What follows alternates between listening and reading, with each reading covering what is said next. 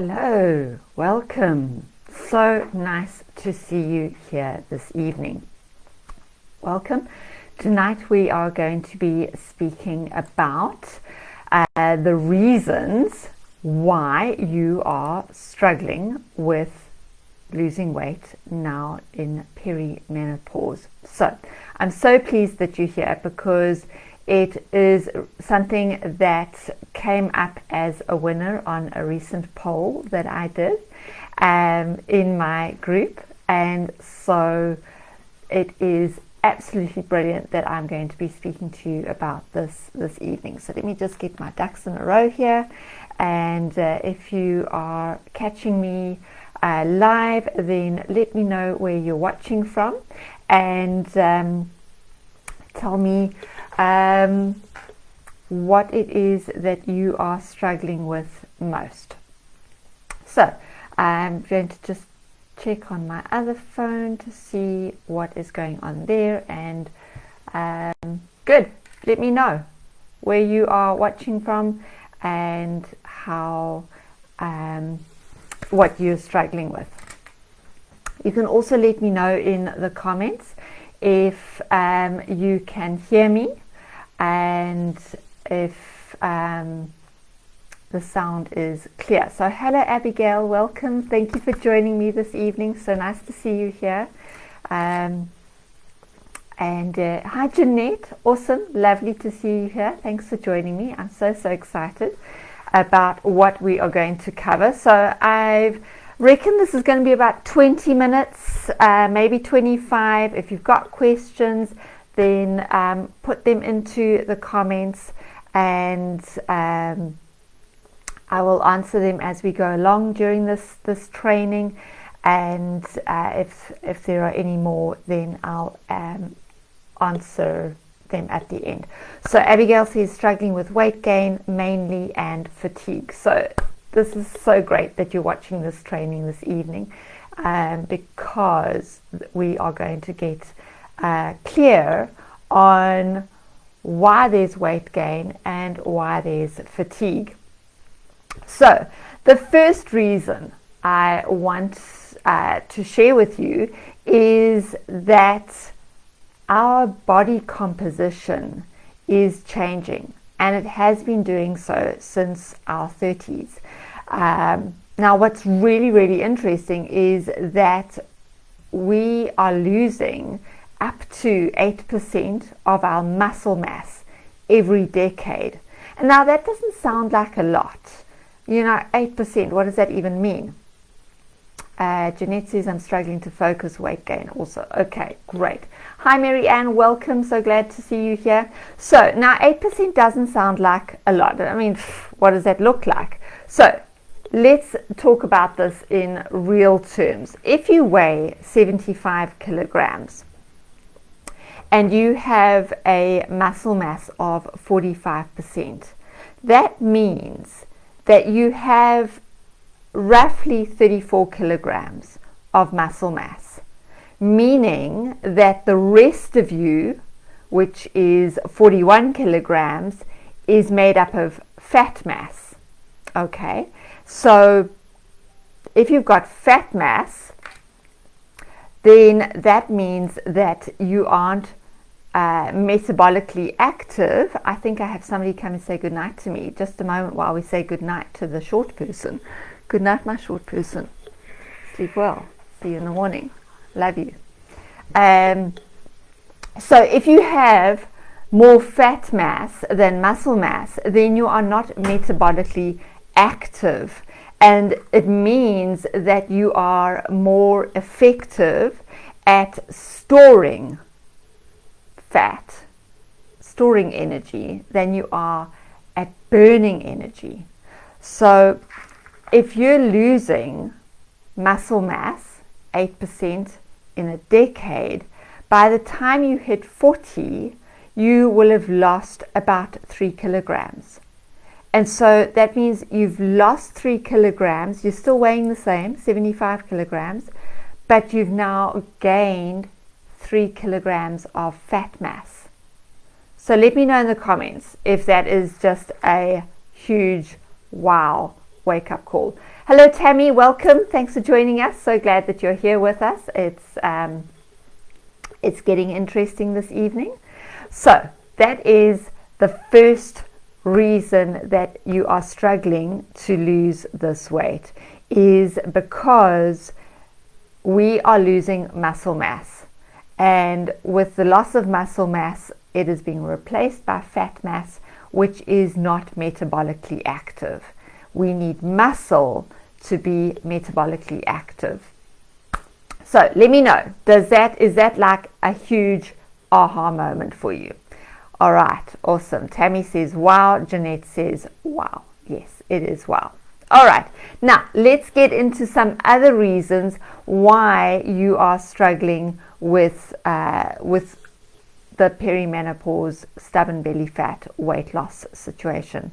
And this is a big one because we are all living with it. It's stress. We are all living with stress, and that is probably the biggest reason for our inability to lose weight. And here's why. Okay, so stress it's a physical response that has gone into overdrive. It's designed to keep us safe, and that is to keep us safe from physical danger. So back in the day when we were cavemen, it was to keep us safe from the saber-toothed tigers and the mammoths and all that danger. Now, that danger today would be a robbery or a car hijack, or maybe your house burning down. That would be a physical danger, and that is what our stress response is designed for. It's that primordial stress response. It's there to increase your blood flow to your limbs, to your lungs, and to your heart, so that you can either fight the danger or you can escape the danger. And the blood is directed away from non-essential functions like growth, like repair, digestion, and reproduction. So, cortisol, let me just take a sip here.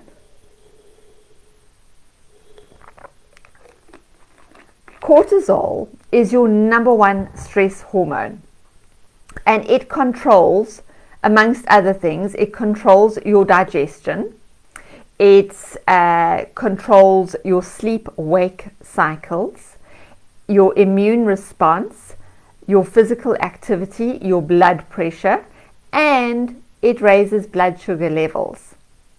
So it has a lot of jobs that it does to keep us functioning. And because we're living in a constant state of stress in this day and age, it affects everything. The stress that we are living with, that we think is totally normal, and let me know in the comments if you think that the way that you're living right now, with the amount of stress that you're dealing with on a day-to-day basis, is totally normal. Let me know if you have become immune to your stress. Let me know while I have a glug of water.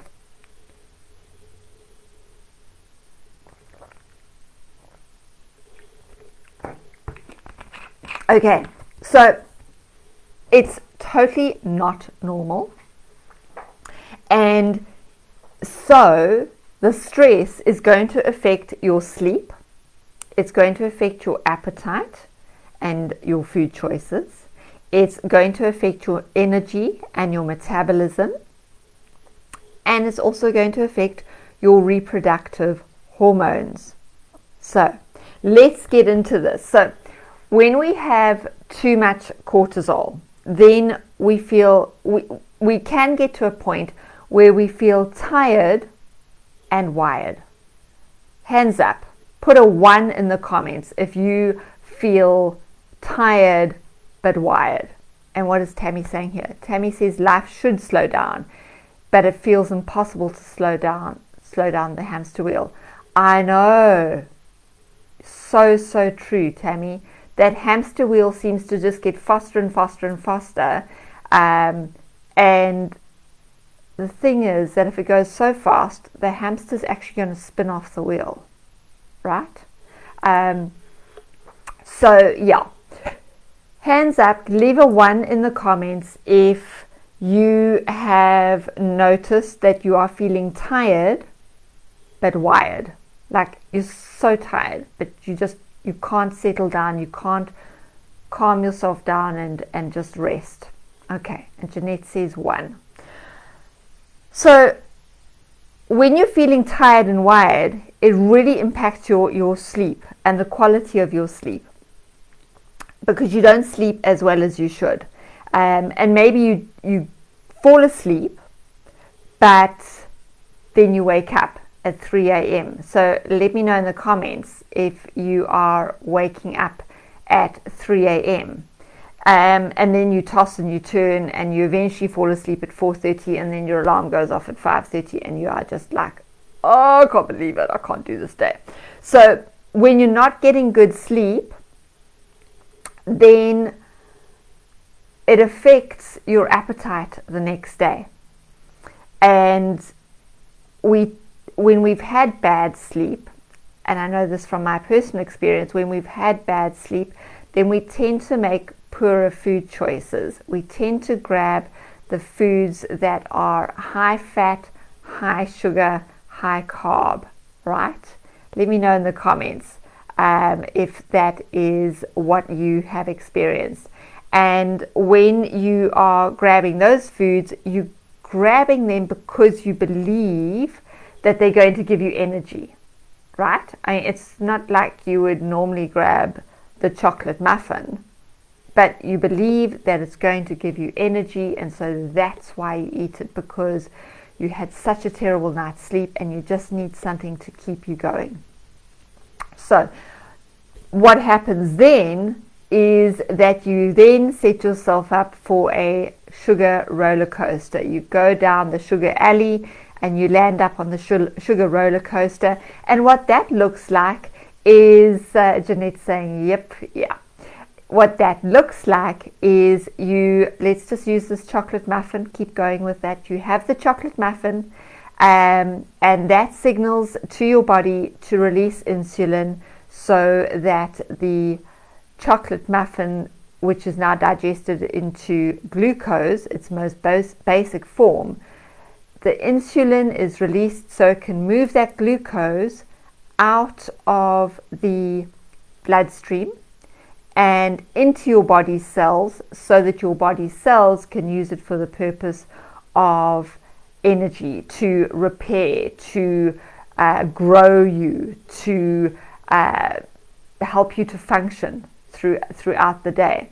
Now, if your body doesn't require that sugar, then what it does is it says, thanks very much, don't read it right now, but I'm going to store it. I'm going to put it into the fat cells, and when I need it, I will access the fat cells for energy, and I will use that storage. The thing is that we don't ever seem to get to a point where we can access that stored fat, because we always have food on hand. We're never in circumstances where there is no food and we need to survive on what our body has got for us in storage. So your insulin went up with the increase in the sugar going into your bloodstream. It then dropped down as the blood sugar was moved out of your bloodstream and into your cells for the purpose of providing energy and repairing and growing our bodies.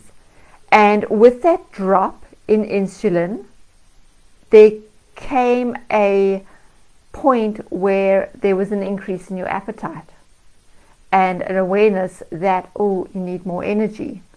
And so when you're sitting in that dip where the insulin is at its lowest, and your energy is at its lowest, you either have the choice of getting back on the roller coaster and choosing something else that's going to send your insulin sky high again, or you can choose foods that are going to give you energy but at a more stable, constant rate. And so the poor sleep created that cycle of poor choices around food, which created the sugar roller coaster, which can be so difficult to hop off. Let me know if you struggle to get off of that sugar roller coaster. So leave a 2 in the comments if you find it difficult to get off the sugar roller coaster.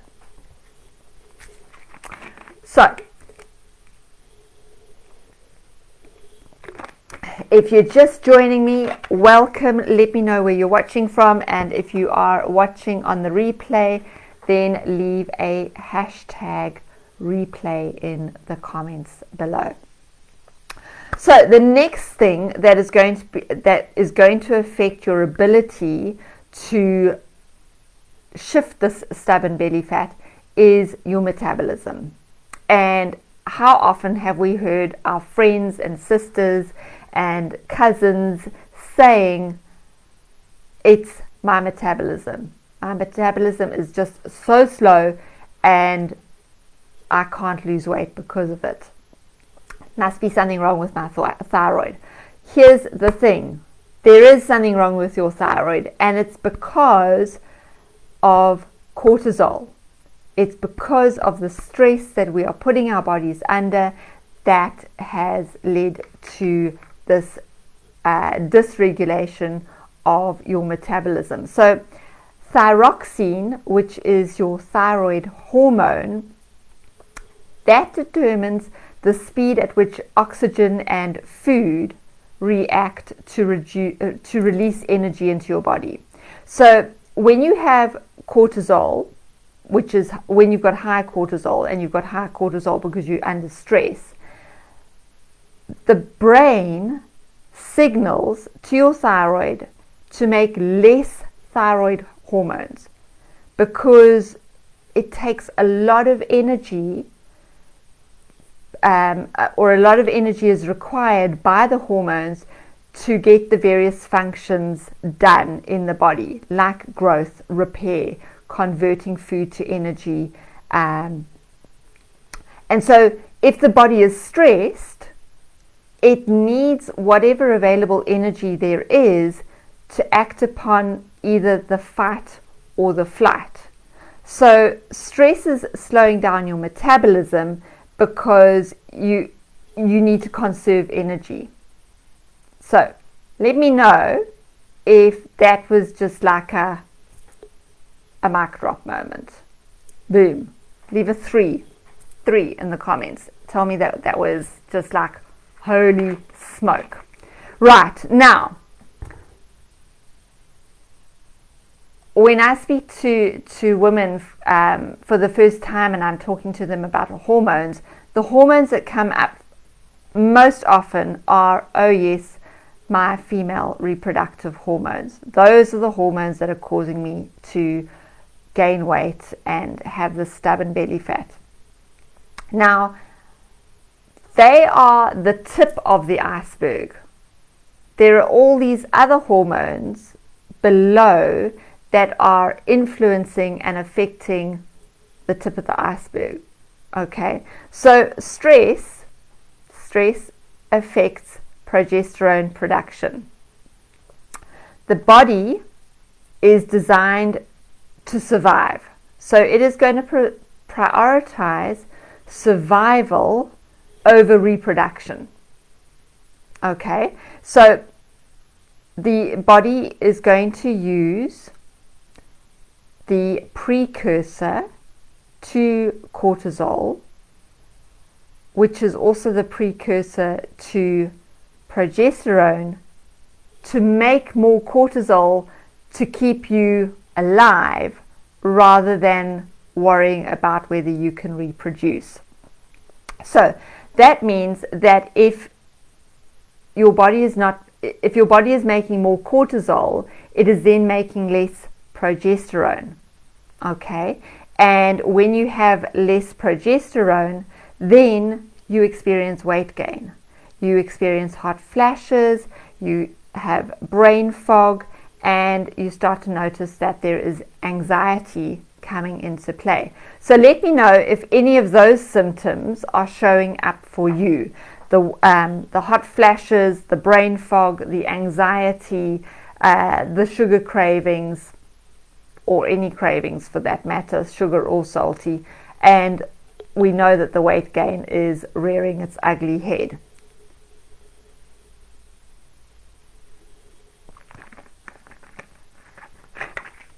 Okay, so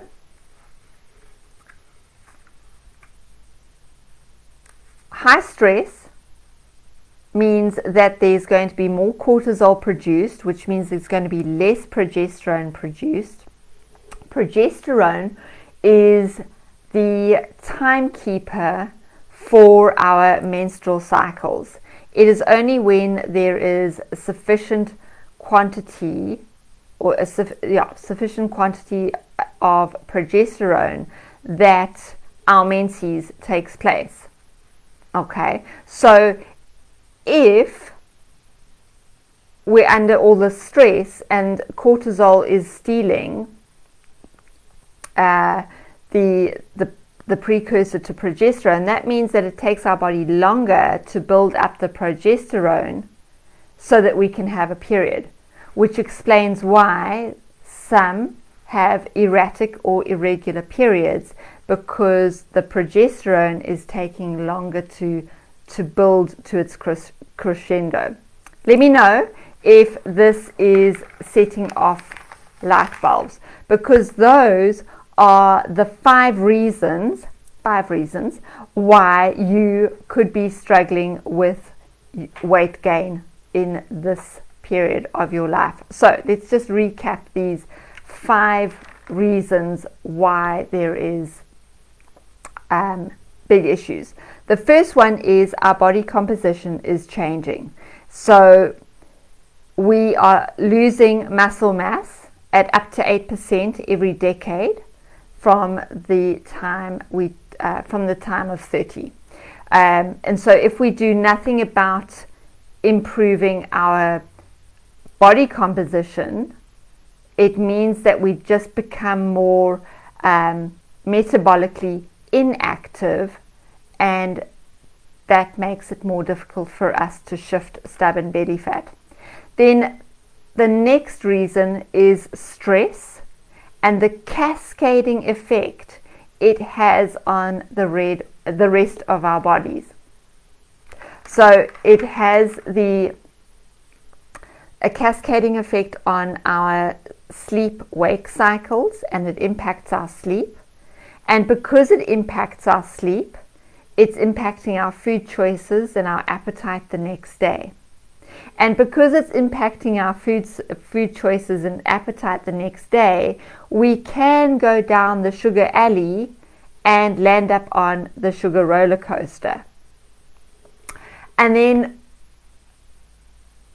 our metabolism is affected by stress, because the energy that is required to keep our body functioning is great. And if we're in a stress mode, then we need as much energy as possible to allow us to fight or escape, fight or flight. So stress slows down your metabolism, because you don't actually need to grow or repair anything. You just need to get out of there or fight for your life. And then finally, our reproductive hormones are impacted by stress. And that means that the cortisol is going to take priority over reproduction, and the reproduction is then going to mean that it leads to erratic cycles. It also means that you aren't going to you're going to experience hot flashes, anxiety, brain fog, and weight gain because you don't have progesterone being readily available. So those are the 5 reasons. And so the bottom line is that we need to get cortisol under control by changing how we perceive stress. Because if we continue to let the stress of everyday life control our lives, then it has long-term consequences for us. We endure high blood pressure, high blood sugar, and an ineffective immune system. And unfortunately, we are growing so used to this constant stress bombardment that we think it's normal. We just think it's normal. And we now perceive danger in the details of our lives. The things that aren't actually important in the grand scheme of things are what are creating a stress response in us. And so we ultimately need to we need to learn to perceive our stress in a different light. And that is really, really critical, that we perceive our everyday stress as not something that is a huge danger to our lives. And when we can do that, then we can start to calm down the stress response. So that's great. Thanks for stopping by, Abigail. So good of you to join me. So if this has been helpful, let me know in the comments. Leave a 5. This was valuable. And we can talk more about how to handle stress in another one of these live trainings over the next few weeks. So if this has been helpful, if this has been valuable to you, and you've had a light bulb moment, let me know in the comments, and I will keep doing these live trainings so that you can get some traction and start making these changes for yourself. Awesome. Jeanette says 5. That's great. Thank you so much, Jeanette. I'm glad you found it valuable. And if you have questions, then leave them in the comments, and I will respond to them when the live is over, and get back to you with suggestions on what to do next. So thank you so much for joining me today. I really appreciate it, and I will chat to you all very soon. Have a lovely evening, and I'll see you again very, very soon. Bye for now.